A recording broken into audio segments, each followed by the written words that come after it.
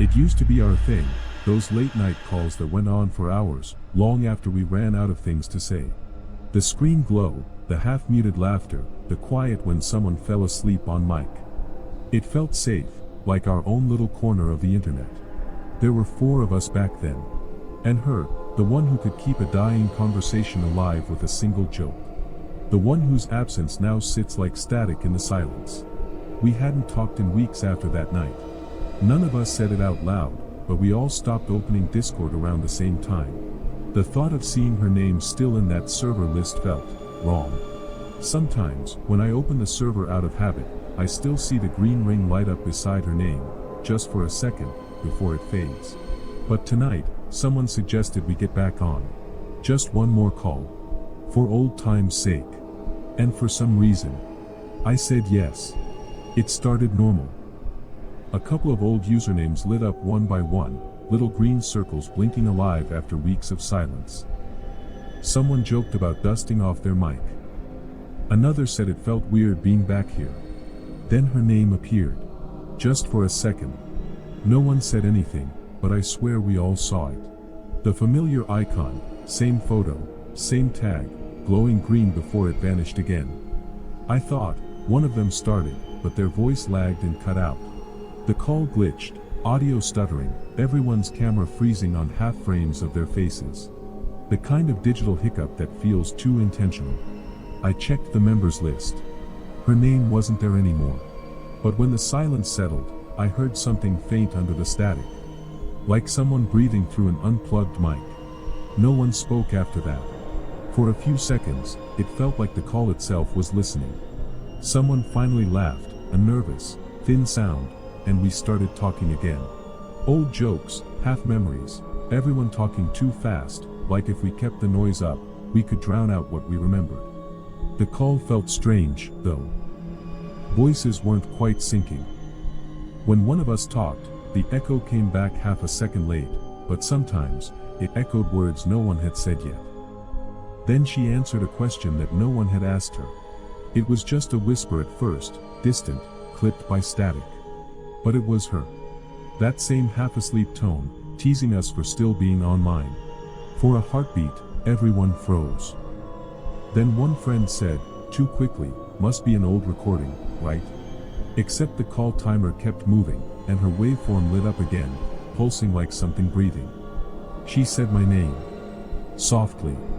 Almost kind.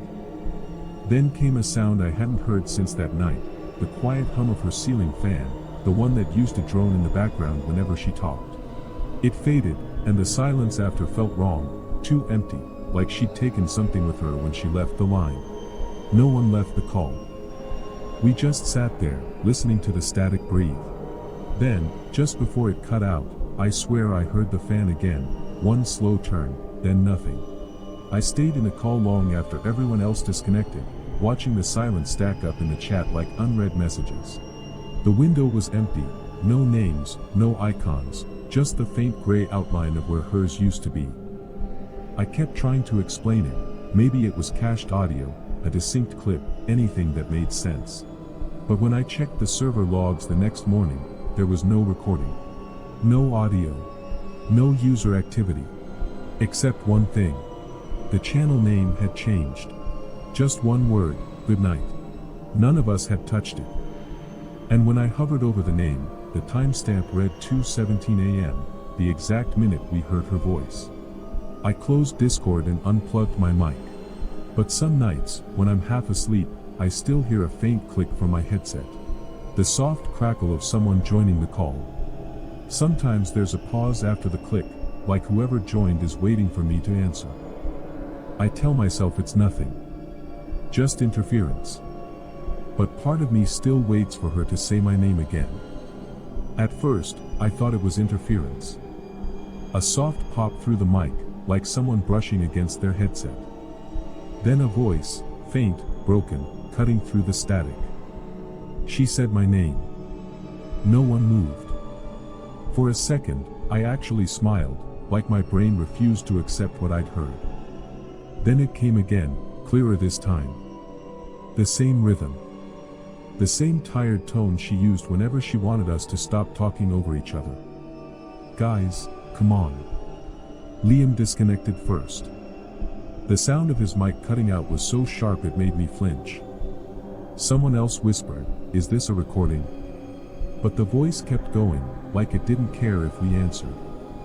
It repeated something she always said when the calls dragged past midnight. "You're still here." Only this time, the words were slow. Drawn out. Like she wasn't asking, like she was noticing. I opened my folders, trying to find the old clips we'd saved, the funny moments, the audio bites. But every file came up corrupted. No waveforms. Just blank static. And still, through the speakers, her voice cracked again. Not in playback, not from memory. But Liv. She said it one more time. Almost gentle. "You're still here." Then the call went silent. The next morning, the server was quiet. 2 people had left overnight. The rest of us stayed in the group chat, typing half sentences and deleting them before anyone could read. I replayed the call recording, or tried to. The file was there, time-stamped and everything. But when I opened it, all I heard was silence. No voices. No static. Just the faint hum of my computer fan, like the sound was waiting for something to start. When I messaged the others about it, nobody wanted to talk. Liam said maybe it was a Discord bug, the kind that happens when connections drop mid-call.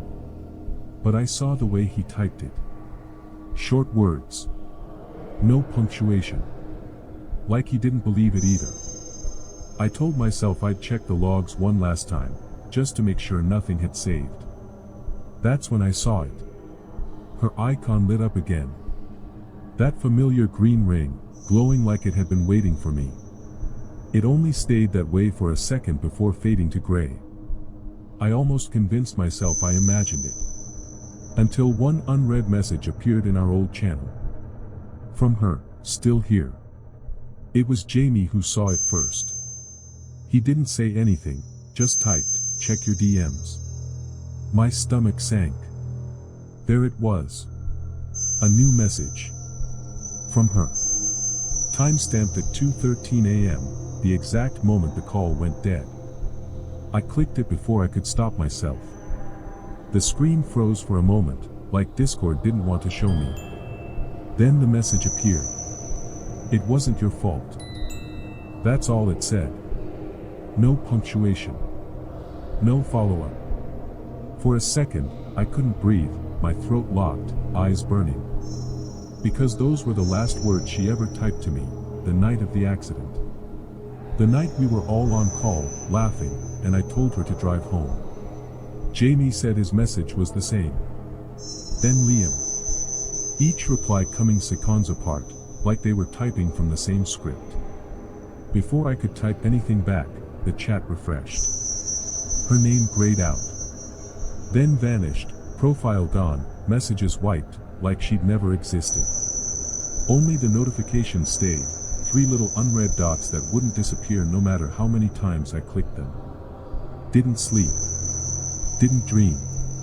Just waited for morning. Somewhere in the dark, my speakers crackled.